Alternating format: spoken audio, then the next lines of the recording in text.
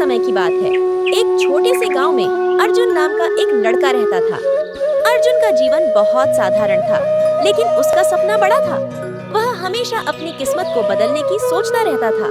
वो एक दिन रास्ते में जा रहा था। तब गांव के एक बुजुर्ग व्यक्ति ने अर्जुन से कहा, बेटा अर्जुन। हाँ चाचा।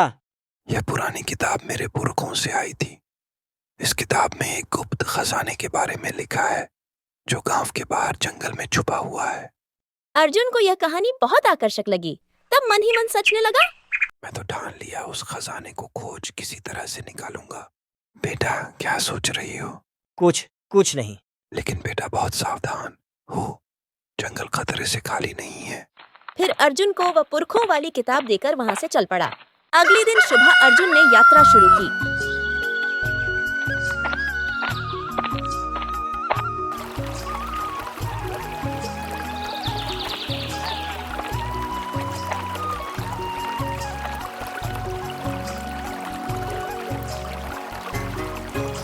ओ मांझी नदी के उसे पार जाओगे?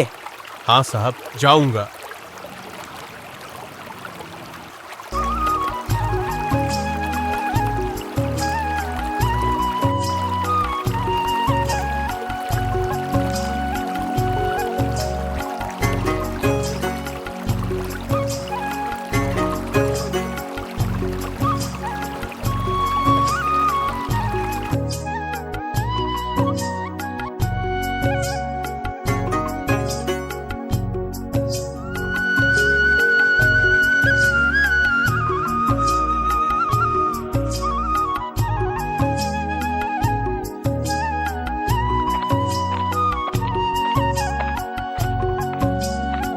नदी पार करके अर्जुन जा रहा था।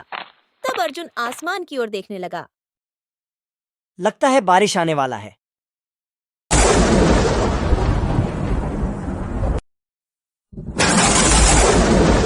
आसमान से बारिश गिरने लगा।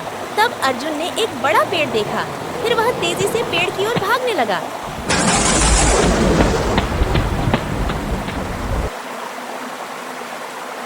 हे भगवान, बारिश कब रुकेगी?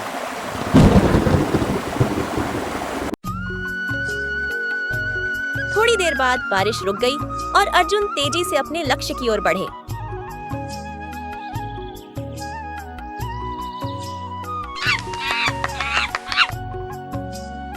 अर्जुन को अब दूर से जंगल दिखाई दिया।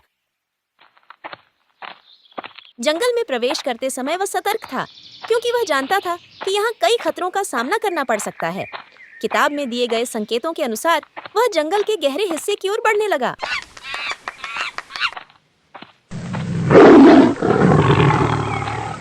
अर्जुन को एक आवाज सुनाई दिया। ये तो शेर की आवाज है। अर्जुन शेर का आवाज सुनकर बहुत डर गया था।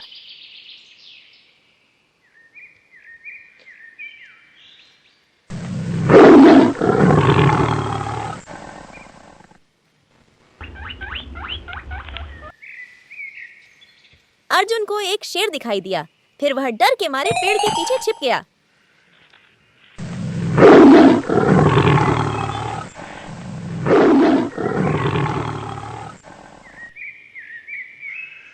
अर्जुन ने अपने मन से भय को दूर किया और अपने लक्ष्य की ओर बढ़ गए।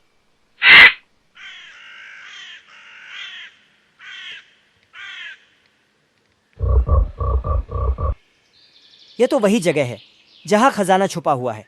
किताब में तो इस जगह के बारे में लिखा हुआ था।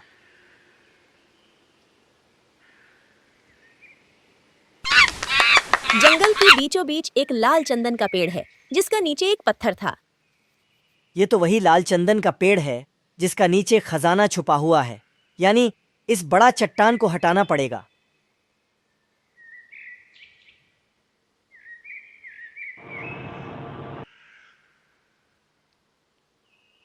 चट्टान को हटाने के बाद पेड़ के पीछे से एक बहुत बड़ा सांप आया। सांप। अर्जुन बहुत डर गया था, लेकिन फिर भी उन्होंने मन में साहस दिखाया और सांप से युद्ध करने लगे। डर के मारे सांप वहां से भाग गया।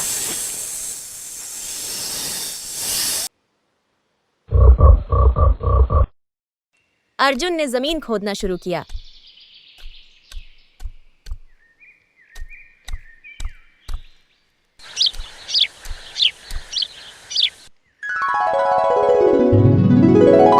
इतना सारा खजाना। संदूक में सोने और चांदी के सिक्के थे, साथ ही कुछ बहुमूल्य गहनों से भरी पोटली भी थी। अर्जुन की आंखों में चमक आ गई, लेकिन उसने अपनी खुशी को तुरंत शांत किया। उसे याद आया कि यह खजाना मेरे लिए नहीं, बल्कि गांव के लोगों की मदद करने के लिए था। मैं इस खजाना की मदद से गांव वालों का भला करूंगा। अर्जुन ने खजाने को अपने साथ लेकर गांव की ओर चल पड़े।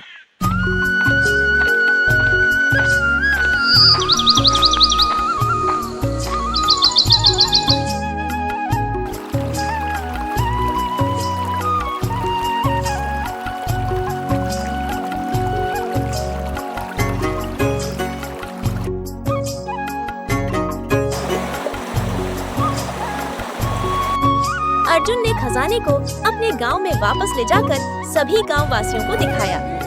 गांव वाले देखकर बहुत खुश हुए, लेकिन अर्जुन ने कहा, ये खजाना हमारा है, हमें इसे सही तरीके से इस्तेमाल करना होगा। हम इस धन का उपयोग शिक्षा, चिकित्सा और गांव के विकास के लिए करेंगे। गांव वाले उसकी बातों से बहुत प्रभावित हुए और उन्होंने अर्जुन का समर्थन किया। अर्जुन ने साबित कर दिया कि असली खजाना धन में नहीं, बल्कि इंसानियत और एकता में होता है। गांव में खुशहाली आई और अर्जुन को उसकी निष्ठा और समझदारी के लिए सभी ने सम्मानित किया। इस तरह अर्जुन का सपना सच हुआ और उसने अपने गांव को एक नई दिशा दी। गुप्त धन न केवल धन था, बल्कि यह उस युवक की ईमानदारी और उसकी समझ का प्रतीक बन गया।